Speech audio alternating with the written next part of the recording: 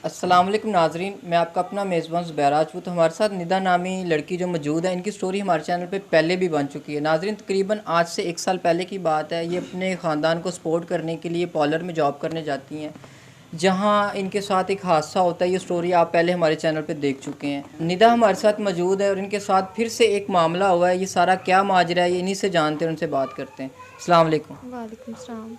अच्छा निदा, जब आपकी स्टोरी हमारे चैनल पे बनी, उसके बाद आपने बताया कि यूके के एक शख्स के साथ आपकी से रब्ता होता है और वो आपकी हेल्प करता है, आपके मुश्किल हालात में आपकी सपोर्ट बनता है। उसके बाद उसके साथ आपकी शादी होती है। ये सारा क्या माजरा है और आज वो क्यों छोड़ के चला गया, ये ज़रा हमारे नाज़रीन को बताइएगा। जब स्टोरी मेरी चली तो मुझे काफ़ी ज़्यादा कॉल्स आई और कुछ लोगों ने तो वैसे भी बहुत ज़्यादा तंग किया और अजीब अजीब डिमांडें की। इनमें से एक यूके में एक शख्स था, उसने मतलब मेरी स्टोरी को देखा, मेरी काफ़ी हेल्प भी की और फिर उन्होंने कहा कि मैं तुमसे शादी करना चाहता हूँ। तो उन्होंने कहा मैं पाकिस्तान आऊँगा तो तुम्हारे साथ शादी कर लूँगा। अच्छा। तो ने 3-4 माह उधर यूके में ही हेल्प करते रहे। हम्म। मतलब काफ़ी मेरे साथ अच्छे तरीके से वो रहते थे और काफ़ी सपोर्ट करते रहे। फिर वो 4 माह बाद पाकिस्तान आए। अच्छा। उन्होंने मेरे साथ निकाह किया था। तो उसके बाद कहते थे कि मैं तुम्हें यूके ले जाऊंगा। पहले उन्होंने कहा था कि मैं यहाँ पे आऊँगा तो तुम्हारे साथ निकाह कर लूँगा। अब 3 माह हो गए हैं। तो वो 3 माह की छुट्टी में आए हैं इधर। अच्छा। तो मेरे साथ निकाह किया है। तो 3 माह के अंदर कहते होते थे कि मैं तुम्हें अपने साथ यूके ले जाऊंगा, मैं वहाँ जाके वीज़ा भेजूंगा।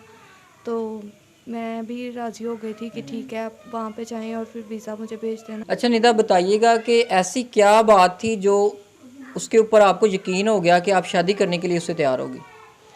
जी, वो मैंने आपको बताया कि वो मेरे सपोर्ट भी करते थे, मेरे हेल्प भी करते थे और मैं इस बेस पे की थी कि आज के दौर में कौन किसी के साथ इतना सिंसियर होकर चलता है और कौन किसी की इतनी हेल्प करता है बिना मकसद के। तो फिर इसलिए उन्होंने कहा कि मैं तुमसे शादी करना चाहता हूँ, तो फिर मैंने इसलिए उनके साथ शादी करने के लिए तैयार हो गई थी। मतलब आपने अपनी रजामंदी दे दी। जी हाँ, मैंने अपने रजामंदी के साथ उनसे निकाह किया। अच्छा, जब वो आपसे पाकिस्तान शादी करने आए तो आपने कह के बुलाया कि आप आ जाए, मैं तैयार हूँ शादी करने के लिए। नहीं, वो 3 माह की छुट्टियों में आए थे यहाँ अच्छा, पे। आए तो आपके लिए थे ना। जी हाँ, निकाह के लिए आए थे। तो जब निकाह हो गया उसके बाद जो आपके साथ टाइम इधर गुजारा, वो टाइम कैसा गुजरा आपका। जी, वो टाइम तो अच्छा ही गुज़रा था।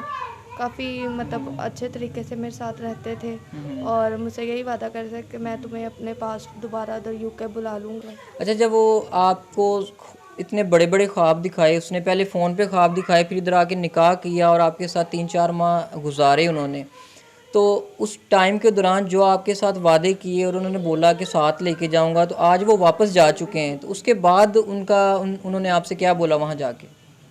वहाँ जाके उन्होंने क्या बोलना था, उनका नंबर वग़ैरह सब कुछ बंद हो गया था अच्छा।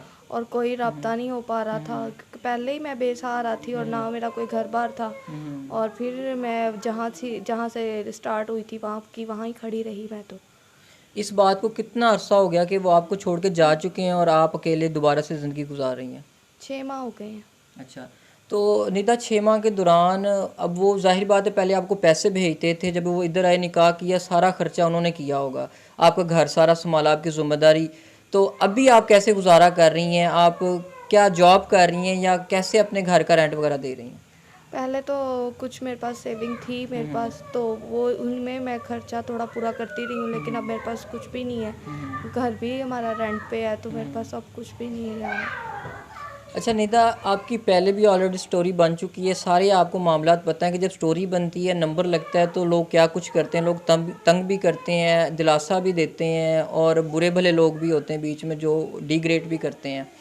तो अभी फिर से एक बार आपकी स्टोरी बन रही है। वैसे ये क्वेश्चन मेरा आपसे बनता नहीं है कि अगर दोबारा से कोई शख्स ऑफ़र करे तो क्या दोबारा से शादी कर लेंगी आप।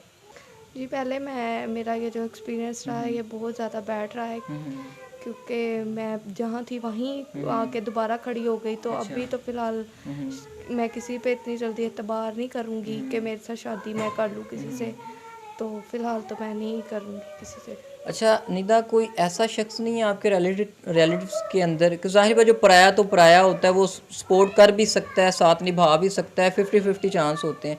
तो कोई ऐसी ऑफ़र नहीं हुई आपके रिलेटिव्स में से कि जो आपसे कुछ शादी कर ले? पहले जो मेरे साथ हादसा हुआ है उसकी वजह से मेरे वालिदैन ने भी मुझे छोड़ दिया, तो रिश्तेदार तो दूर की बात है, तो मेरे इस दाग के साथ कोई भी मुझे अपनाने के लिए तैयार नहीं है। ठीक हो गया। तो अभी आप क्या चाहती हैं, हमारे व्यूवर्स के साथ दोबारा आपका वीडियो बनाने का मकसद क्या है? मैं चाहती हूँ कि मेरी थोड़ी बहुत ही हेल्प की जाए बिना किसी मकसद के। बगैर किसी लालच के? जी, बिना अच्छा। बिना किसी लालच के मेरी अगर कोई हेल्प करने के लिए तैयार है तो प्लीज़ वो मेरी हेल्प करे। अच्छा निदा, मुझे ये बताओ, जब आपकी स्टोरी बनी लगी, आपको फ़ोन आना शुरू हुए, किस तरह की डिमांड्स थी लोगों की तब? फ़ोन बहुत ज़्यादा आते थे, लोग बहुत ज़्यादा अजीबो-गरीब डिमांड्स करते थे, जिसकी वजह से वह मुझे फ़ोन ही अपना बंद करना पड़ा था। इतनी अजीब डिमांड्स थी।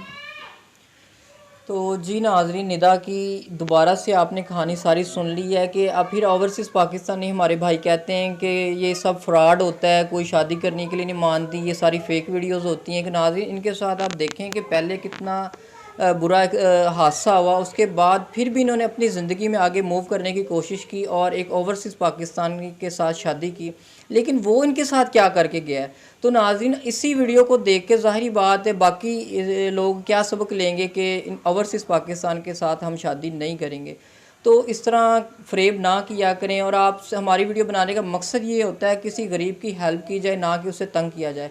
तो नाज़रीन, स्क्रीन पे इनका नंबर चल रहा होगा, उस नंबर पे एक बार फिर से इनसे रब्ता करें प्लीज़। इस बार तंग ना कीजिएगा, इनकी हेल्प कीजिएगा और बगैर किसी लालच के। तो इसी बात के साथ अपने मेज़बान को इजाज़त दीजिएगा। अल्लाह ने के